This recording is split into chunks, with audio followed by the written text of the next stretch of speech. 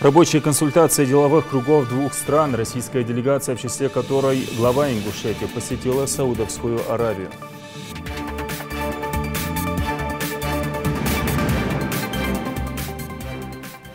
Я не думал, что я на такое способен, но я это сделал.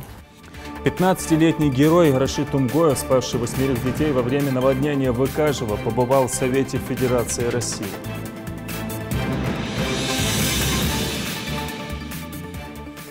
Конечно, такие награды нас еще поощряют, еще больше мы будем стараться. Благодарность от первого лица. Владимир Путин оценил трудовые успехи руководителя турко-месхетинской общины Ингушетии Бенали Халилова. Мы все довольны и согласны с этим ремонтом. Реконструкция фасадов многоквартирных домов. Фонд капремонта наводит порядок. Как проходит ремонт и довольны ли жильцы домов, узнавал наш корреспондент. Для этих людей фраза «в единстве наша сила» не просто слова, это жизненный принцип. В дружбе с народами представители национальных общин Ингушетии отметили сразу два праздника. Состоялось также награждение участников фестиваля «Конкурс».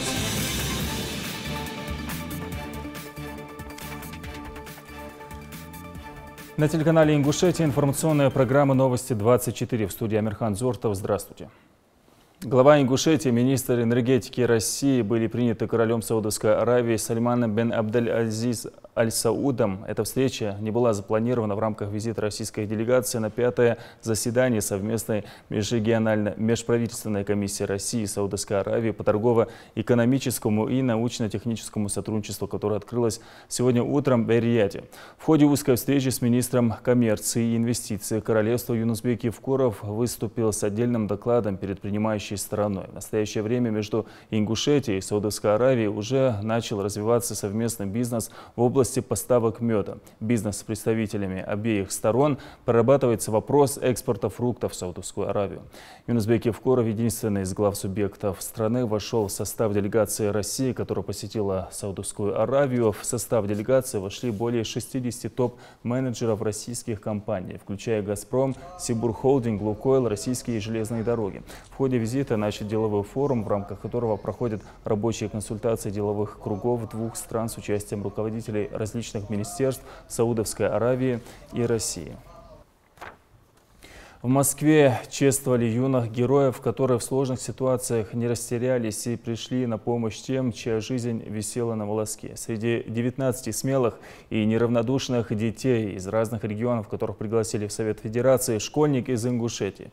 Рашиду Тумгоеву вручили медаль за мужество в спасении. Он спас от мощного селя 8 детей. Поток сбивал его с ног, но он все же сумел вывести всех в безопасное место. На церемонии присутствовали председатель Верхней палаты парламента, руководство МЧС и МВД. Слова благодарности родителям, учителям и воспитателям за то, что они вырастили таких достойных граждан страны, выразила председатель Совета Федерации Валентина Матвиенко. Каждый из вас действительно герой. Очень хотелось бы, чтобы вы помнили об этом, что вы теперь пример для своих сверстников, и не только для своих сверстников, но и для взрослых. А это ко многому обязывает. Теперь у каждого из вас уже первая награда, пусть она общественная, но она очень значимая. И еще раз спасибо вам за ваше мужество, за вашу смелость, за вашу такую уже состоявшуюся гражданскую позицию. Конечно, это подвиг. Мы же порой не обращаем на многие вещи, которые происходят в нашем быту, в повседневной нашей жизни. Мы должны обращать на это внимание. Мы должны отмечать тех людей, которые проявляют силу воли, проявляют смелость в экстремальных условиях. А когда возникают какие-либо экстремальные ситуации, я вас уверяю, по жизни, не каждому дано мгновенно отреагировать на те нестандартные ситуации и совершить подвиг во имя спасения жизни других людей. Поэтому эти акции, которые проводятся в Совете Федерации под председательством Валентина Матвиенко, под председательством и заместителей, в целом сенаторского корпуса, Верхней палаты Федерального собрания Российской Федерации, это очень значимое событие. в особенности это для патриотического воспитания подрастающего наше поколение. Ну и как пример для всех молодых, что в жизни есть место всегда подвигам. Ты считаешь себя героем? Я не считаю себя героем. Это долг каждого человека. Я считаю так. Скажи, пожалуйста, а кем ты хочешь стать в будущем? Я с малых лет хотел стать пожарным спасателем. Я хочу сейчас поступить в МЧС, а потом, когда вырасту, буду работать в пожарном отделе. Скажи, пожалуйста, этот поступок преопределил твое будущее или нет? Или ты как-то до этого? Я до этого хотел, ну и сейчас тоже желание есть. О поступке Рашида Тумгоева узнали только сейчас, спустя несколько месяцев после того, как в Икажево произошло наводнение. 8 спасенных детей. Такую миссию даже взрослому сложно выполнить. И то, что Рашид с этим справился, можно назвать чудом. Репортаж Салимхана Калоева. Примерно вода была вот такого уровня, ниже моего пояса, выше моего пояса. Таскали детей на своих плечах. Вот так. И выводил я вот через эту дверь. Там огород. Это сейчас Рашид может говорить об этом спокойно, а на тот момент, когда потоп охватил всю улицу и вода хлынула в дом, единственное, о чем он думал, как спасти двоюродных сестер и братьев. Казалось бы, в эпоху цифровых технологий любое происшествие тут же придается огласке. Однако история, которая произошла несколько месяцев назад, приобрела широкую известность только сейчас. Во время сильного потопа в Икажево под воду чуть не ушли 8 детей. Герой нашего времени. Именно так можно назвать 15-летнего Рашида Тумгоева, благодаря реакции которого трагедия миновала семью Бековых.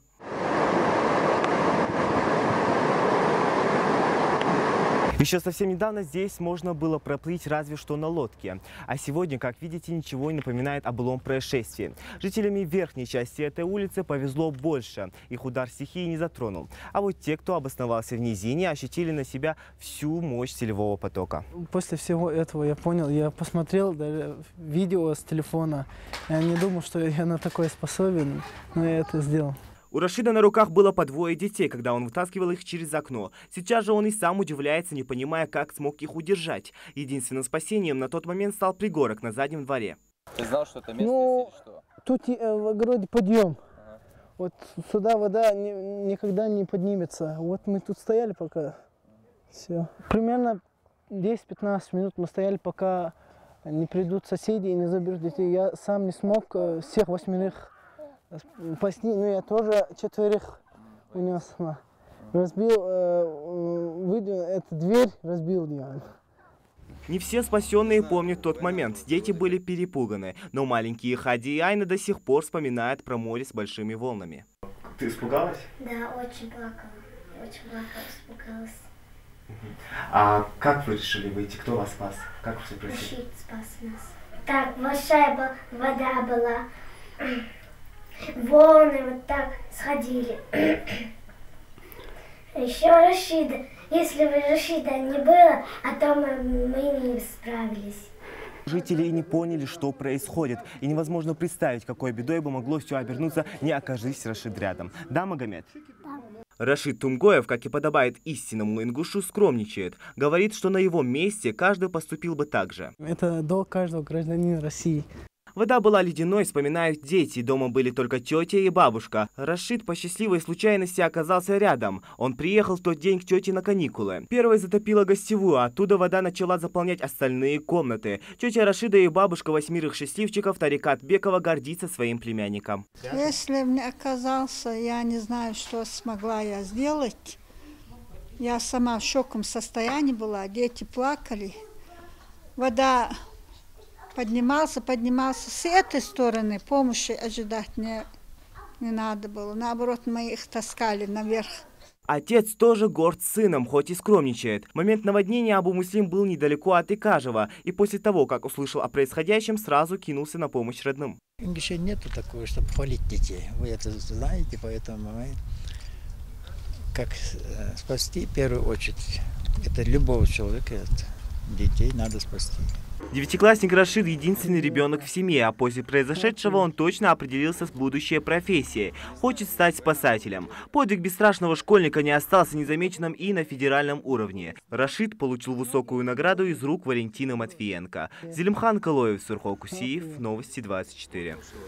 Участники Всемирного молодежного форума, прошедшего в Сочи, все еще ощущают послевкусие от всего, что они увидели на слете молодых людей со всего мира. Ребята из Ингушетии вернулись на родину, вдохновленные и полные желания реализовать новые полезные идеи. Об этом они говорили с депутатом Госдумы Иша Газгиреевым. Материал нашего корреспондента. Новые встречи и море положительных эмоций. Даже спустя 2 недели после этого праздника ребята с трепетом вспоминают свой самый большой молодежный праздник. В этом числе Аймирхан Нальгиев, единственный волонтер от нашей республики. Для него это была особая миссия. У волонтера был свой функционал. У меня функционал был свой тим. Это такие люди, которые сидят в штабе, и в момент, если какому-то волонтеру плохо станет, мы их заменяли, несмотря на какой у них функционал. Девушки и юноши, каждый из них вернулся преисполненным вдохновения. Все они получили от форума больше, чем планировали. Столько интересных площадок, успеть хотелось везде и всюду, делятся ребята. Но самое главное – это то, что они смогли достойно представить нашу республику. Все, что можно было взять от Всемирного фестиваля, мы взяли. Это в первую очередь это дружеские отношения. Во-вторых, это мы показали именно свою культуру, свои традиции Республики Ингушетия. И показали, что тут в Ингушетии, в Республике Ингушетия, проживают тоже талантливые, умные ребята. На встрече депутата Госдумы с молодежью говорят не только о прошедшем фестивале. Представители различных молодежных организаций и просто активисты поднимают важные и актуальные, на их взгляд, вопросы. Мамали Бисаев выступил с предложением создать промышленные объекты, чтобы внутри региона обеспечить себя необходимыми ресурсами различного направления. Сделать у нас какие-то, чтобы им транспортировка не увеличивала себестоимость, но открыть у нас такие промышленные площадки, чтобы у нас что-то производилось. Хороший вопрос. Я думаю, что мы по этому пути должны идти, должны развивать это все. В течение часа живого диалога затронуты самые разные темы – культура, спорт, политика. Поток вопросов не прекращаются, и каждый получает конкретные ответы. Иша Газгиреев призвал молодых людей, как и сейчас, проявлять инициативу и реализацию своих проектов и идей, а он, в свою очередь, постарается оказать посильную помощь в их начинаниях. Сегодня я помогу поставить этот бизнес. Как помогу? Я не дам вам денег. Это будет болезнь, если я начну их давать. Я подскажу, я заведу фонд, где поддержка этого малого бизнеса. Я вместе с вами поеду в министерство, в ведомство. Надо именно самим стараться развивать это направление. Депутат отметил, такие встречи должны проходить как можно чаще, чтобы молодые люди видели достойные примеры, у которых они могут многому научиться. Радат Халухоева, Капурчах, Киев, Новости 24. Отсутствие приборов учета потребления электричества, несоблюдение мер безопасности. Эти и другие нарушения выявляли энергетики. В Назране, в селе Верхние Чулуки и Кантышево прошли плановые рейды. Представители Ингушэнерго посетили десятки домов. Их сопровождала наша съемочная группа. Верхние Чулуки, центральная улица Бекова. Внимание энергетиков привлекает практически каждый дом. Судя по всему, для местных жителей нет понятия, что за потребляемую энергию надо платить. А раз ток бесплатный, то можно и разгуляться. Видимо, с такими мыслями хозяин этого дома решил поставить у себя во дворе не один фонарный столб.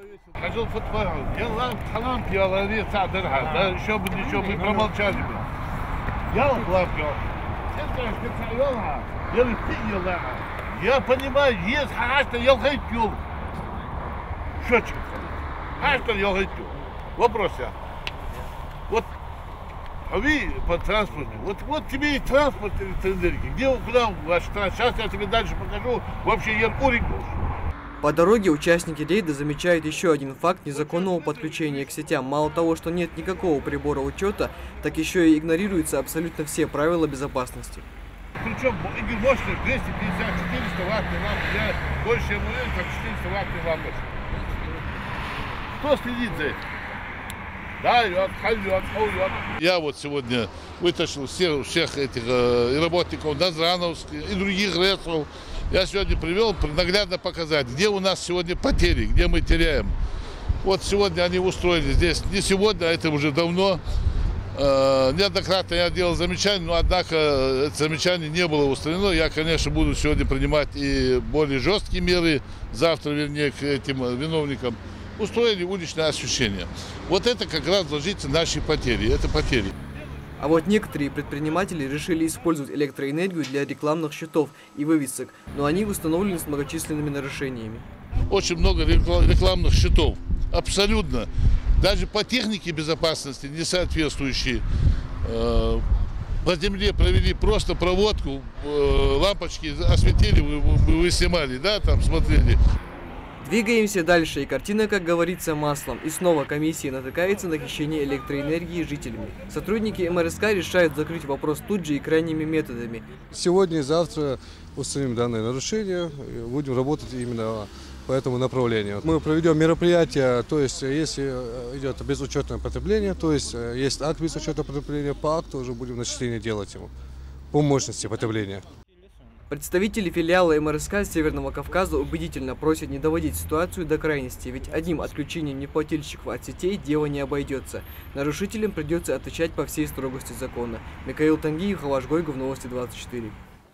10 ноября в рамках бойцовского вечера М1 Челлендж 85 в Москве свой очередной бой проведет Абубакар Местуя. В этот раз соперником пятикратного триумфатора турнира в Лиге М1 станет боец клуба Индустриал Тим Алексей Махно. Сейчас в активе бойца 16 побед и 5 поражений. Напомню, Абубакар уже побеждал на таких турнирах, как битва на Зране, битва в горах, а последний поединок провел в конце апреля этого года. Тогда он одержал победу над ударником Анатолием Лягу. Абубакар уже прошел сборы, и теперь осталась финальная часть – уложиться в весе.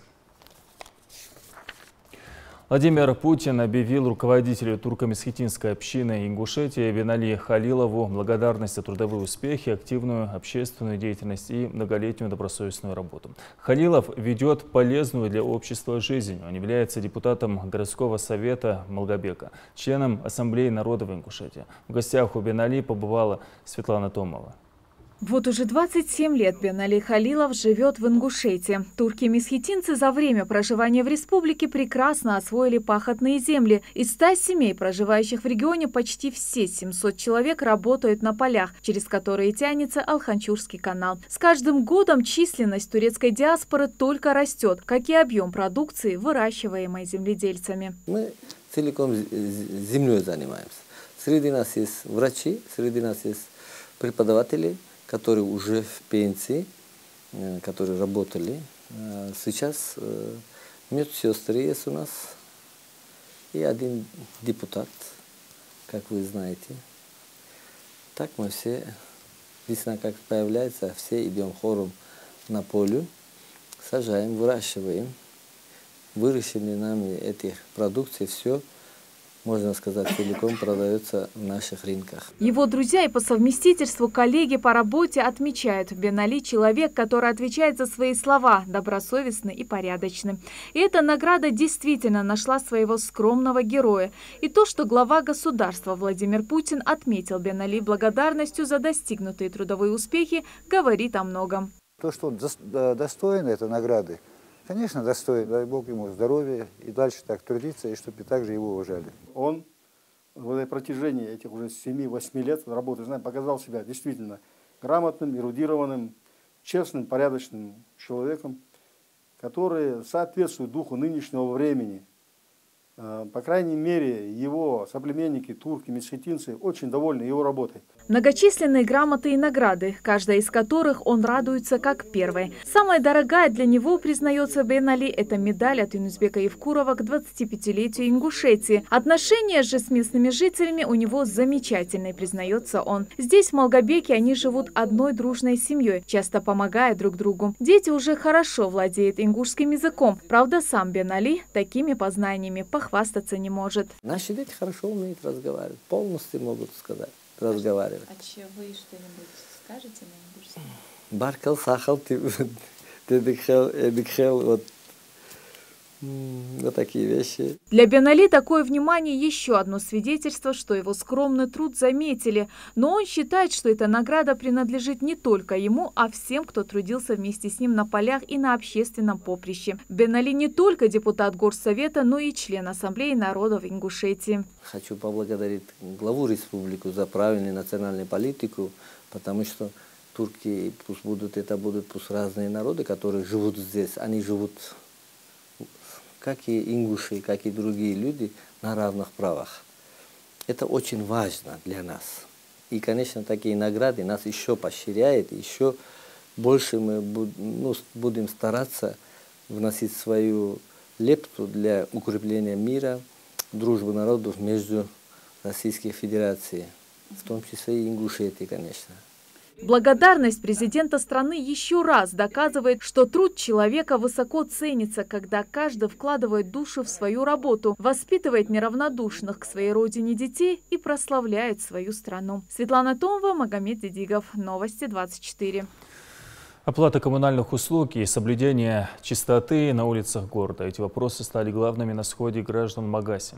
Местные власти призвали жителей активно участвовать в жизни своего города. Подобные сходы граждан проводятся с целью выявить проблемы чуть ли не каждой семьи, проживающей там. А учитывая тот факт, что в городе в основном многоквартирные дома, затронули и работу ТСЖ. О соблюдении чистоты в населенных пунктах говорилось и на сходе жителей села Верхние Чулуки. Видимо, эта проблема стала тотальной и повсеместной. Кроме ликвидации незаконных мусоросвалок, обсуждался и ремонт дорог в селе. Подробности у Ирины Цычуевой. Поставлен на учет налоговым органам 28 торговых точек. Глава местной администрации начинает традиционный сход с отчета о социально-экономической ситуации в селе. Одно из главных достижений: за последние месяцы ликвидировано несколько свалок. Работы по ним еще продолжаются.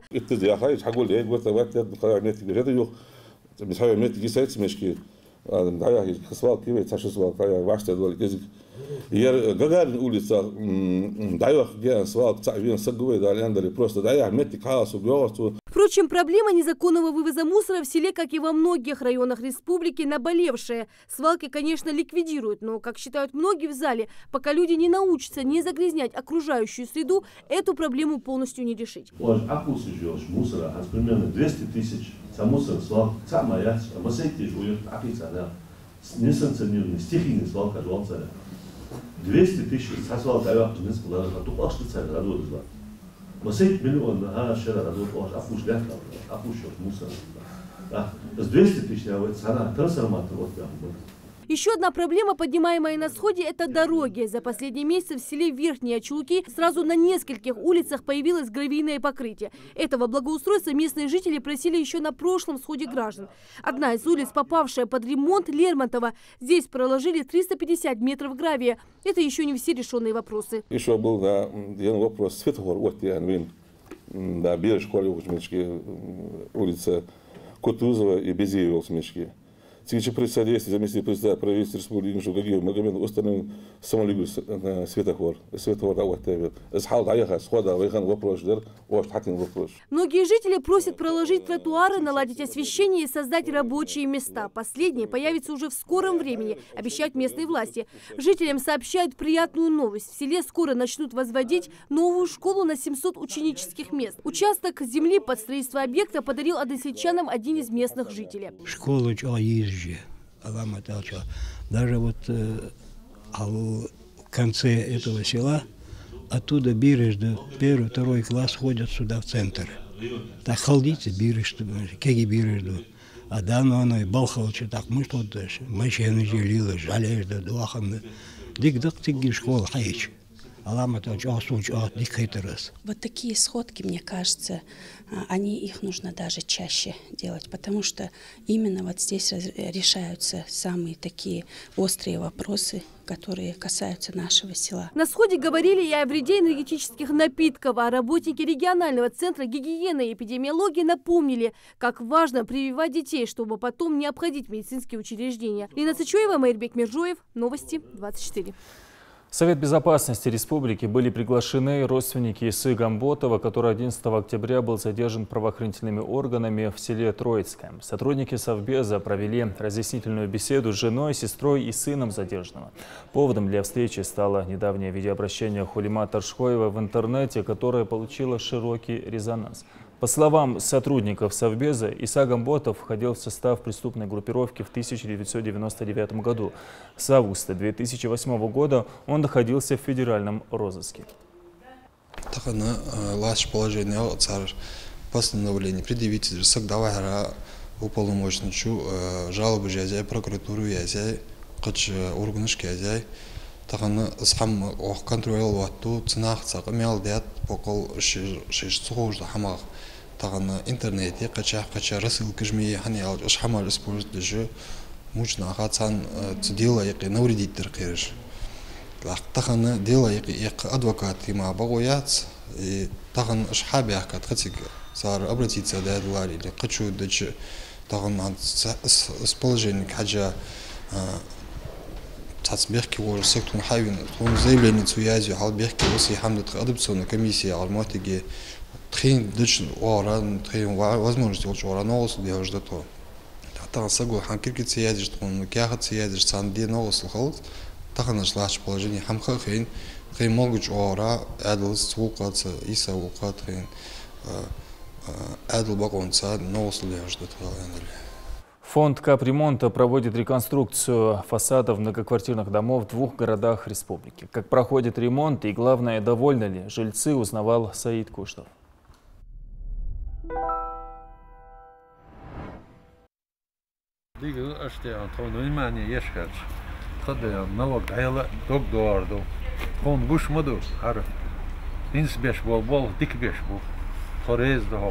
Махрадзин Центроев живет в этом доме уже 26 лет. Он построен в 1991 году по улице Кажидуба для рабочих управления буровых скважин.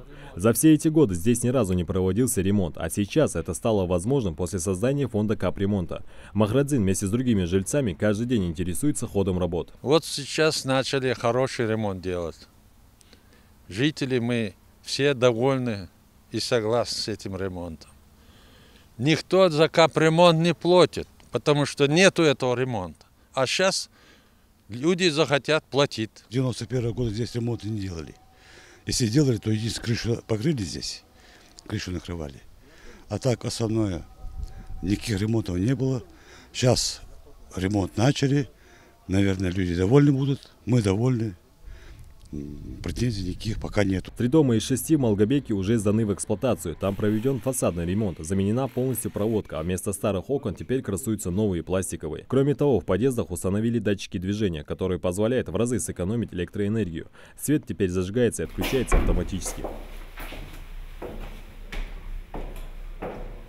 Реконструкция многоквартирных домов идет полным ходом. Штукатурка фасада почти завершена. Вслед за ней идет облицовка стен. Кстати, жильцы сами будут выбирать цвет для их покраски, ведь все работы проходят в согласовании с ними. Сверху фасад полностью штукатурим, делаем нормальный вид, окна меняем в этих подъездах общего назначения. Такие ремонты от Москвы вокруг делаем. Покрасим, будет нормальный эстетический вид будет. Это, конечно, приятно, во-первых, и для города, красивые дома строить, и сами жители. И поэтому, конечно, желательно, чтобы, как было у нас эта программа на территории республики действует с 2014 года, я думаю, каждый житель дома, когда увидит, что вот так эти средства именно направляются на их дом, а не куда-то эти деньги налево уходят, я думаю, вот эта программа, она и в дальнейшем получит свое действие, свою жизнь. С 2014 года в стране запущена новая система организации капремонта многоквартирных домов. Если раньше ремонт проводился за счет средств бюджета, то теперь эта задача возложена на самих собственников. Жильцы должны вносить в фонд ежемесячный взнос в размере 5 рублей 90 копеек с каждого квадратного метра. В этом году проводим ремонтные работы в отношении 8 многоквартирных домов, расположенных на территории нашей республики. Это порядка около 12 тысяч квадратных метров общей сложности.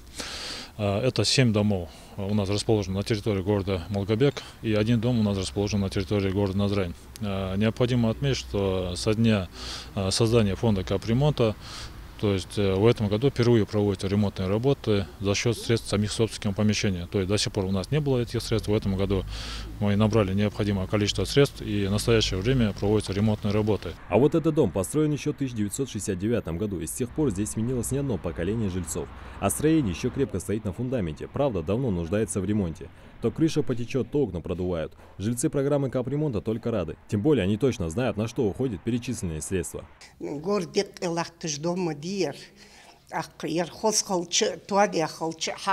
стороны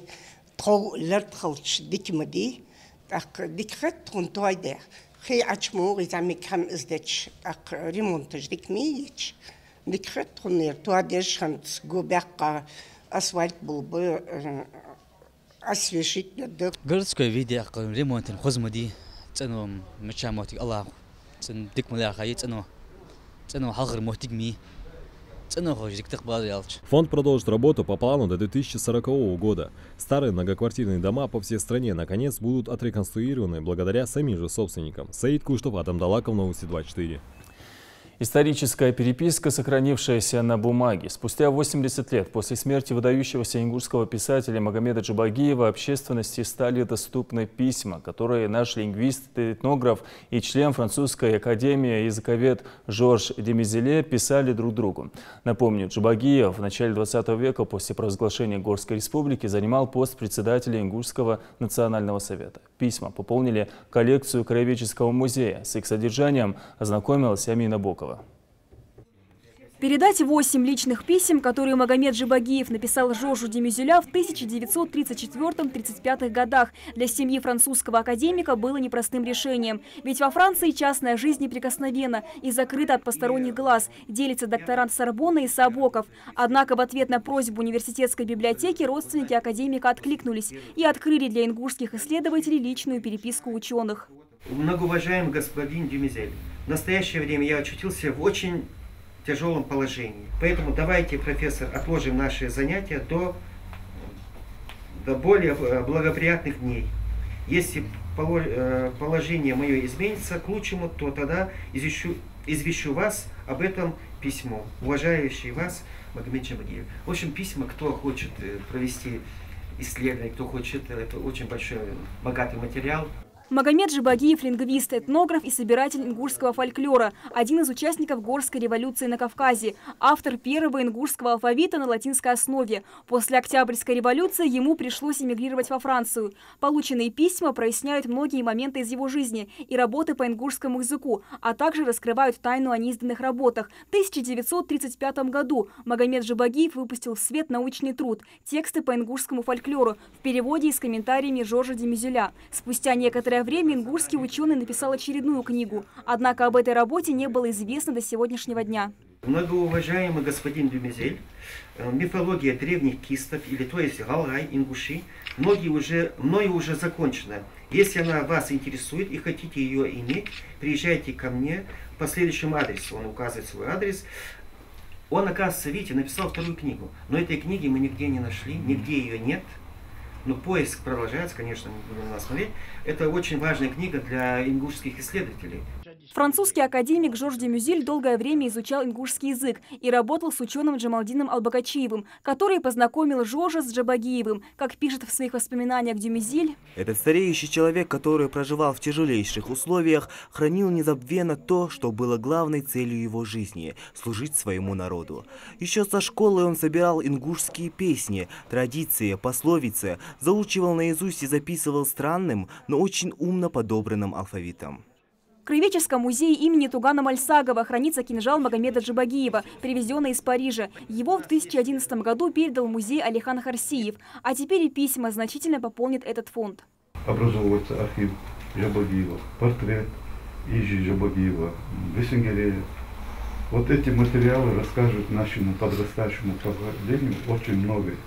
В одном из писем становится ясно, что Магомед Джабагиев был одним из создателей ингушско-русского словаря. Исследование этих писем – возможность для ингушских ученых и студентов закрыть пробелы в биографии известного ингушского деятеля Магомеда Джабагиева. Амина Бокова, Адам Далаков, Новости 24. На Зрановском доме культуры прошел фестиваль с символичным названием «В дружбе с народами». Его приурочили к ряду праздников, в первую очередь юбилею нашей республики. Представители различных национальных общин отметили и предстоящий День народного единства. Завершилась акция награждением конкурсантов республиканского фестиваля конкурса исполнителей на национальных инструментах. Слово Марии Местоевой.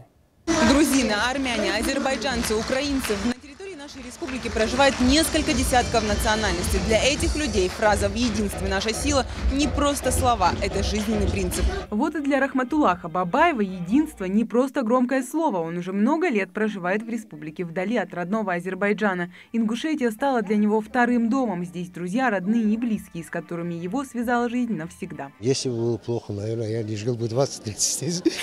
Очень хорошо. И комфортно себя чувствую, и мой народ тут чувствует себя комфортно. Благодаря нашему главу республики он очень большое внимание обращает. Причем представители всех национальностей, проживающие в нашем регионе, живут в мире и согласии. Еще ни разу не было случая конфликта и недопонимания. Гостеприимная ингушская земля готова усыновить любого гостя и стать ему домом. Людмила Лебедева считает Ингушетию своей родиной. Мне очень нравится все, и меня устраивает. Мои детки ходят здесь в школу, я закончила здесь университет, работаю и уезжать не собираюсь. То есть я дружу со всеми соседями, у меня много друзей разных национальностей. Другие национальные общины не только вносят большой вклад в развитие региона, общение с людьми, у которых свои традиции и обычаи, благотворно сказывается и на развитие подрастающего поколения. Каждая диаспора славится своими творческими коллективами и вокалистами, готовыми делиться своим творчеством с другими народами.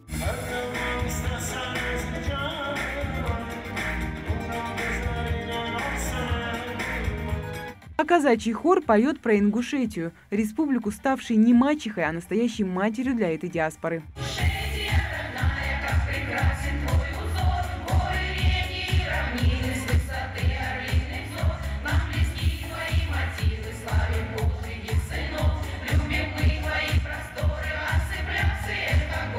Но сегодня в фестивале участвуют и гости из соседних республик. Чеченские танцоры представили танец у родника. Плавными движениями молодой джигит объясняется в любви горянке. Та, по обычаям вайнахов, в знак согласия принять чувство передает ему платок.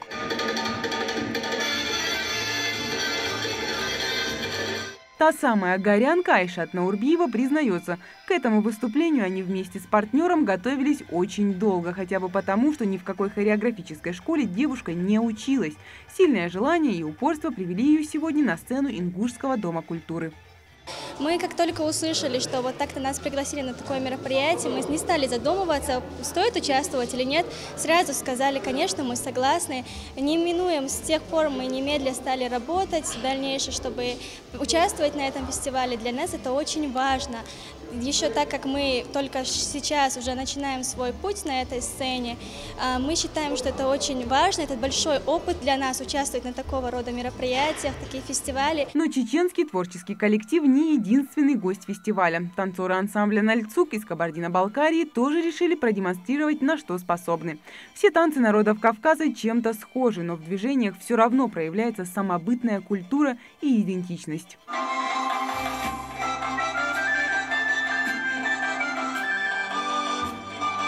Все республики Кавказа – одна большая и дружная семья с общей историей. Вся страна должна быть едина, но мы, как Кавказ, мы одно целое вместе с Россией, поэтому каждая, скажем, если наш Кавказ будет сплоченнее, все народы будут едины как одно целое, значит и наша вся Россия будет могущественная, красивая и процветающая. Зрители каждый номер поддерживают бурными овациями, ведь каждый артист выходит на сцену именно ради зрителя. Мне понравилось больше всего выступление казачьего хора. Песня в их исполнении была очень красивая. Вот, и хореография, и все остальное сопровождалось очень красиво. И еще один номер понравился, это выступление гостей из Кабардино-Балкарской республики, солиста ансамбля «Нальцук» под руководством Кашеева Алика Борисовича. Их выступление тоже очень понравилось. Ну и выступление всех наших артистов тоже. Все эти выступления сопровождались нашими бурными аплодисментами. впечатления остались самые хорошие. А завершился фестиваль награждением участников уже другого фестиваля-конкурса – исполнителей на национальных инструментах имени Раисы Евлоевой. Победителей наградили призами и памятными грамотами. Мария Мистоева, Рахман Цуров, Новости 24. 4 ноября в Пятигорске состоится фестиваль национальных литератур народа в России. Он приурочен ко Дню народного единства. В фестивале примут участие представители всех субъектов СКФО. Среди множества запланированных мероприятий парад кукольных театров, в котором будут участвовать актеры ингушского ТЮЗа. Лейла Гайсанова продолжит. Эй, собирайтесь все сюда! Пошел, собирайтесь все сюда, вот они. Это очередная репетиция спектакля по пьесе Саида Чахкиева «Ничего не бойся, Зураб». За 20 лет, что ставится спектакль, актеров в постановке сменилось немало. Но есть и те, кто уже много лет идут рука об трость со своими персонажами. В труппе все актеры – народные и заслуженные артисты республики. Азамат Цуроев, посвятивший свою жизнь искусству, в спектакле играет две роли – злого вампола и одного из старейшин села. В этом спектакле играю роль рассказчика и в некоторых местах мудрого советчика, в том числе Зурабу, матери Зураба, а также созываю гостей на праздник или же на какие-то траурные мероприятия. Играю я эту роль давно, уже лет 15, наверное. Тогда я был молодым совсем, тогда была сложность примерить роль старика на себя. В сказке описывается история жизни братьев-близнецов. Один из них, Муртаз, украденный в младенчестве, воспитывался в пещере злого вампола, другой – в родной семье. В сюжетной линии спектакля показывают путешествие Зураба, отправившегося на поиски брата-близнеца. Горсть родной земли, подаренная матерью. Вот что помогает Зурабу в трудном и опасном пути. В спектакле как нельзя лучше показывают всю красоту наших обычаев и традиций. Вообще эта пьеса – это героический эпос, показывает быт и жизнь нашего народа, и оно созвучно с нашей жизнью, там неотделимо ничего, потому что все, что происходит там, единственное, там сказочные герои, единственное, но в наших легендах же все-таки это все присутствует. Техническая часть уже давно не составляет сложность для творческих людей. Они умело управляют куклами и одновременно ведут диалог их голосами. На создание одной такой куклы уходит около 2 недель кропотливой работы. Лицо его создано из папье-маше, а внутренний механизм состоит из ручки и гапита, при помощи которой можно управлять куклой, а руками управляет при помощи 2 тростей. Самой пьесе больше 60 лет. За всю историю она не раз ставилась как на ингушском, так и на русском языках. А театр неоднократно представлял спектакль на гастролях за пределами Ингушетии. Сейчас сказку готовят к очередному фестивалю. В одном из этих фестивалей будет парад кукольных театров, где мы сегодня в этот день представим спектакль по пьесе Саида Чахкиева. Спектакль был на ингушском языке «Цанхамамакир Зураб». Мы его сегодня, был, конечно, уже перевод на русский язык, и мы вот проводим репетиции. Фестиваль национальных литератур народа в России 4 ноября примет у себя Пятигорск. Там будут представлены различные выставки, ярмарки, литературные площадки и спектакли. На фестивале состоится и праздник национальных кухонь. Лейла Гайсанова, Хаваш Гойгов, Новости 24. Турнир по уличным видам спорта пройдет 3 ноября в поселке Новый пригородного района. Соревнования проводит Ком молодежи Ингушетии. Турнир также будет посвящен Дню народного единства и направлен на популяризацию спорта среди молодежи, укреплению межнациональных отношений и пропаганде здорового образа жизни. Соревнования пройдут на базе местной школы. Начало турнира в 13 часов. 4 ноября в связи с празднованием Дня народного единства в Назране состоится шествие и митинг-концерт. Будет ограничено движение транспорта в центральной части города. С 20 часов 3 ноября перекроют проспект Базоркина от пересечения с улицы Картоева до площади Согласия, а также от площади Согласия до улицы Фабричная. Ограничены будут выезды на проспект Базоркина и площадь Согласия с улицы Гикалова, Орджоникидзе со стороны новостроек, за каналом с улицы Авушева и набережной Городского пруда, а также с других примыкающих улиц. В общем, водителям терпения. Наступившая в Китае осень раскрасила удивительными цветами местный ландшафт Бэньси, провинция Лианин. Деревья на горных склонах покрылись красными и желтыми листьями. Посмотреть на захватывающую дух картину Сюда приезжают и китайские, и зарубежные туристы. Приятная мягкая погода установилась в провинции на востоке Китая и провинции Ганьсу на севере центральной части страны. Там также можно увидеть цапель, парящих над реками.